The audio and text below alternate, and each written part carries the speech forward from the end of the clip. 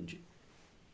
हम बद्रीनाथ राय कविता के माध्यम से अपने सबके समक्ष मैथिली साहित्य क्षेत्र में आयल विषमता और त्रुटि के हास्य के माध्यम से अपने सबके समक्ष हम रखा जा रहा छी। सुनल जाओ। आइ सकाले कनिया कहली हम सधवा सावित्री, आ सुपने खास सुंदर हम छी आप बनब कवित्री।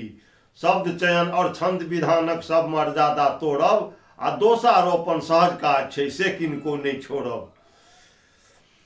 कनिके नाक कटल अछि बाकी सब अंग अछि ठीके, आ पुरुष कृपान आब भोथ भेल छै से हमरा लेल नीके।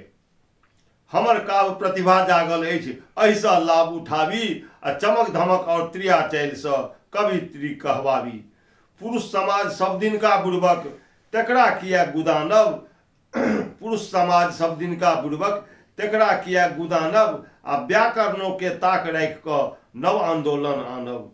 पुरुषक शोषण सहब आब नहीं सबके तामब कोड़ब, प्रेम समर्पण हम नहीं जानी मधुरे में विष घोरब। संचित जे अधिकार हमर अछि लड़ब लेब नहीं छोड़ब, आ आइ से चूल्हा हम नहीं फूकब संविधान हम तोड़ब। कुसुमा सबके प्यासल पुरुषक काटब हम भौरा सन पैंक, आ सब नारी हम जागि गेल छी निज कल्याणक लागल चैंक। मसेल करब व्याकरण के धुआ और सामाजिक मर्यादा, नव व्याकरण गढ़ब अपन हम गढ़ब नव निज परिभाषा। पुरुष वर्ग देखते ही जड़ जेता पहिरब आकर्षक परिधान, देश समाज के बदल देव हम गढ़ब अपन अनुकूल विधान। महिषासुर ससुर के बुझब भैंसुर के तोड़ब घरसूर, सौस ननद के ठाढ़े मर्दब टोल पड़ोसक चैन के चूर। वाह।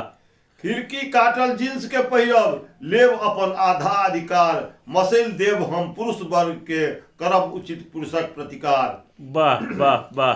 साड़ी में नहीं रहब समेटल पहिरब लैला कट सलवार, सब विधान हम बदल देव आब 22 बरस अछि 55 पार। पुरुष वर्ग के बाढ़ि देव हम पुरुषक आब रहल नहीं काज, रहत उपेक्षित पुरुष वर्ग आब भिन्न ही राखब अपन समाज। वाह वाह। पुरुष से पाग छीन क पहिरब पाग में दाग लगाएब, आ गद्य पद्य में भेत रहत नहीं उल्टे धार बहाएब। अभिसारक नहीं रहल प्रयोजन नहीं जायक अभिसारक लेल, आ बयस बसंतक जागल हमरो आ पुरुषे टा लेल बनते जेल। मारक मारल हम नारी छी आब स्वच्छंद हम करब बिहार, रहब कतेक दिन मारक मारल सक्षम बनत हमर सरकार। वाह वाह, अद्भुत अद्भुत।